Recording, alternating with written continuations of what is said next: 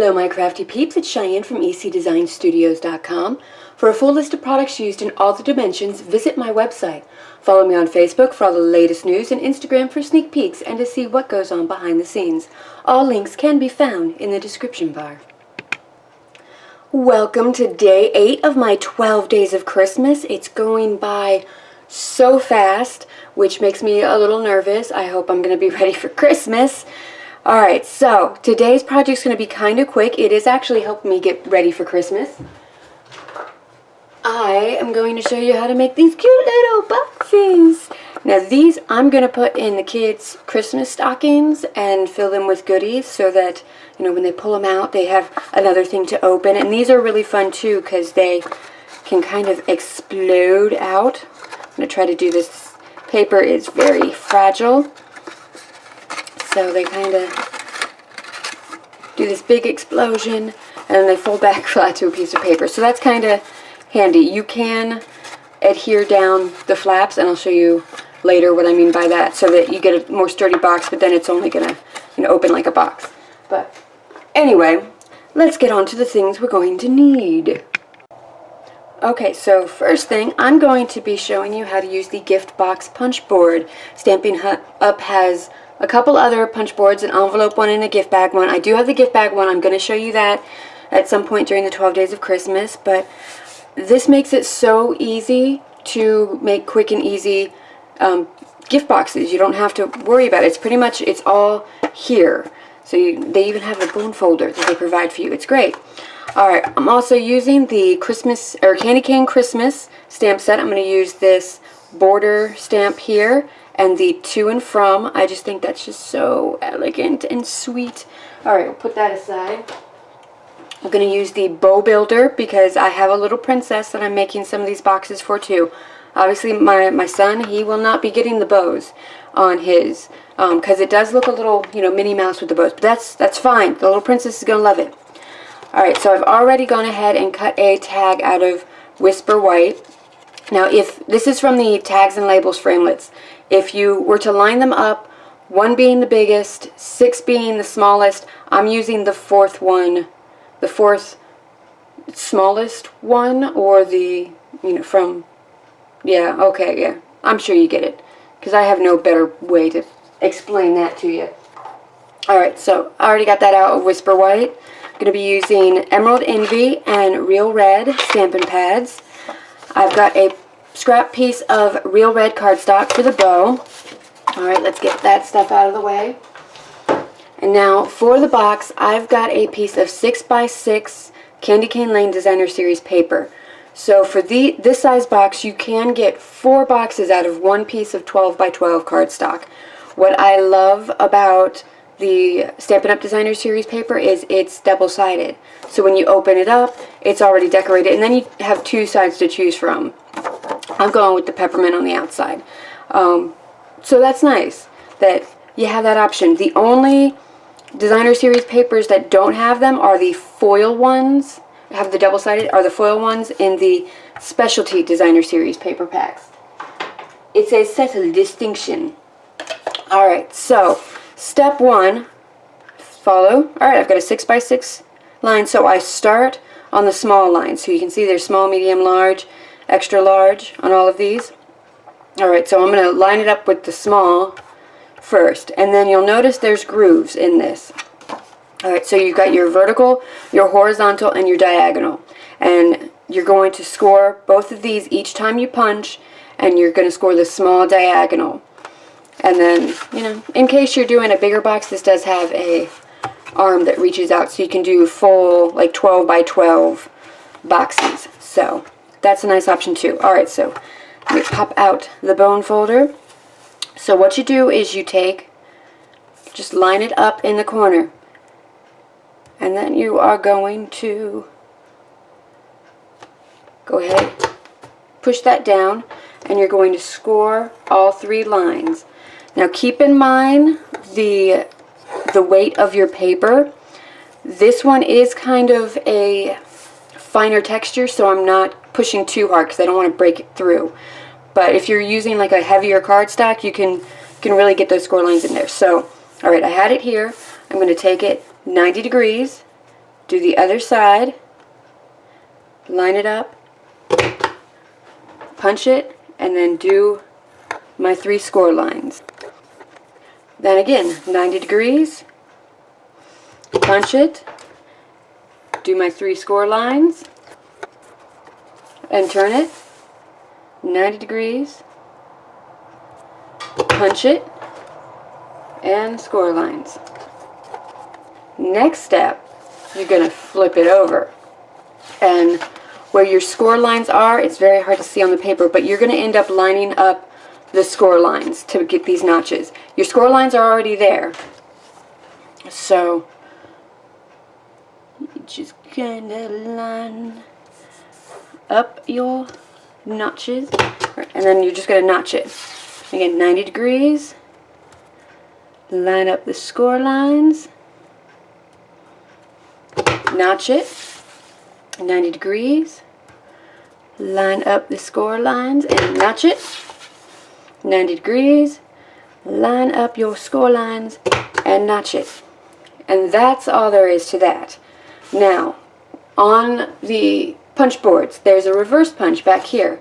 So we're going to pop in the tabs, and this is going to round the corner, and it's going to give us this little notch here, which the flaps are going to join into each other. So you're just going to do that on all 4 corners.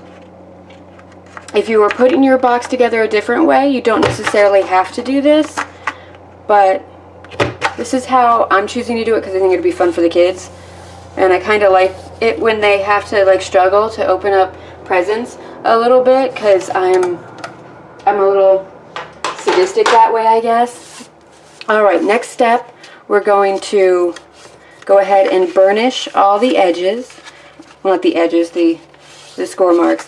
And I like to just, I fold in the tab, and then you fold in the other middle. Ooh, that one looks like it was off a little bit. Alright, so we've got the 4, but we don't have the diagonal done yet. So what I do is I'll bring it up so that it's a 90 degree. I don't know how well you're going to see this.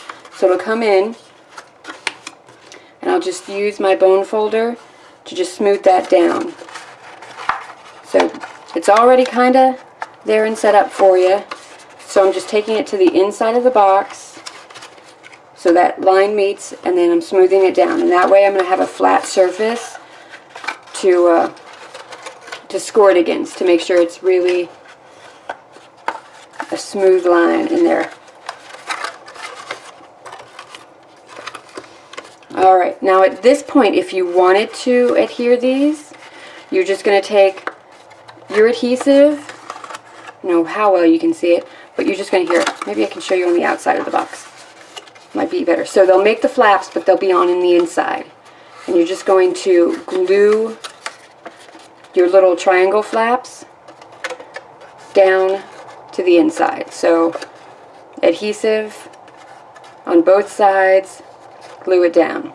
So liquid adhesive would probably, that's what I would suggest, but if you're in a rush, the mini glue dots will hold it pretty nice. Or I guess you could put it on the outside if you wanted a little extra decorative element. Again, I want mine to just pop out for the kids to have fun with. So to close this up, you're just going to delicately bring in the 2 flappy pieces. I find that this part is like putting on the second one. That's always the more difficult for some reason. This is where you really find out how square your piece of paper was before you started doing this.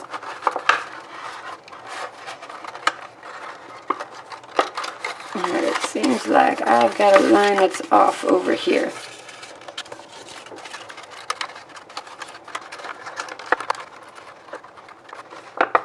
So alright, there is the box. Something is not quite right there. I'll go back and fix that later. But yeah, it's easy as that. I think that if I were going to make these again, I would use a sturdier cardstock and maybe just decorate the outside with the designer series paper, because this isn't, It isn't too sturdy. I do want them to be able to open and close this, and this paper is a little thinner to do that with. If I was just gluing them up and everything, then it wouldn't be a worry. I wouldn't be worried about tearing the flaps, but just so you know, just so you're aware. Alright, let's get on to the tag and the bow builder. There's the tag. Staring right there at me. Alright, so we're just gonna get the real red and our little diagonal candy stripe border stamp.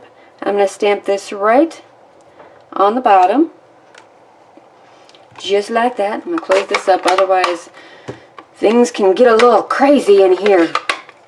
Alright, now we've got our to and from. Now with these are technically the clear stamp ones, the ones that are unmounted with the red rubber, but I don't know, they're not really that clear. I do prefer the photopolymer. But for the words, since I can't see it, I try to line up the bottom edge with the bottom edge of the clear block so I have a better idea of what I'm needing to stamp. So I'm just going to go ahead, pop on the to and from. There we go, just like that. And that's it for the stamping. Stamping is done. Okay, now it's time to build our bow. So we've got a bow builder punch, and it punches out these 3 shapes. There's a scrap of real red cardstock. Now you're going to need to punch this out twice.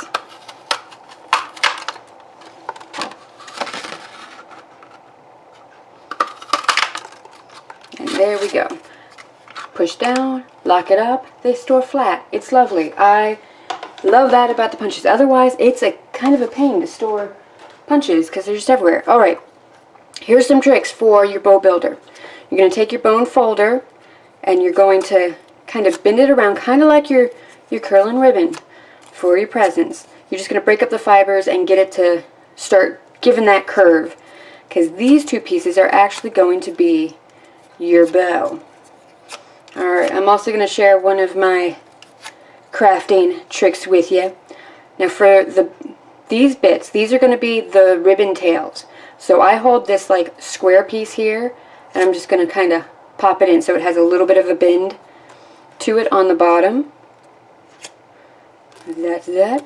And then all we're going to need is one of these, but it is going to have to curl around. This is going to be the center of the bow, so it's going to have to wrap around. So I go ahead and give that a curl too. That's extra. We don't actually need this one. Let me go grab my other secret weapon. Ready for my secret crafting weapon? Clothespins. That's right, people, clothespins. I don't actually use them to hang my clothes, much like I use baby wipes to not actually wipe a baby. But it's great. Alright, so I've got my Tombow multi-mono liquid glue. Or mono liquid glue multi? I'm not sure. It's got a long name, but it's a good glue. So it's just standard white glue, but when it's liquid, it creates a permanent bond. If you let it dry and then do it, it's a repositional bond. It's kind of nice.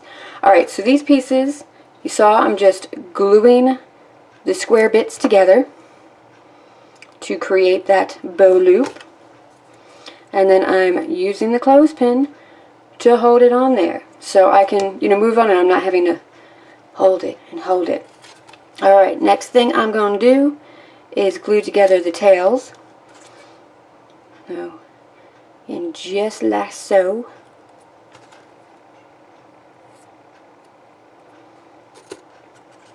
And then we are going to glue together our bow pieces just like we did our tails. We're going to put those 2 pieces together.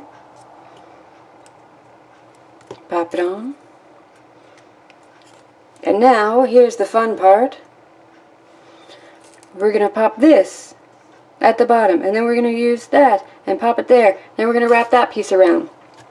That's where it gets a little crazy. Right, get that there. Everything nice and lined up. Set that aside for just a little bit.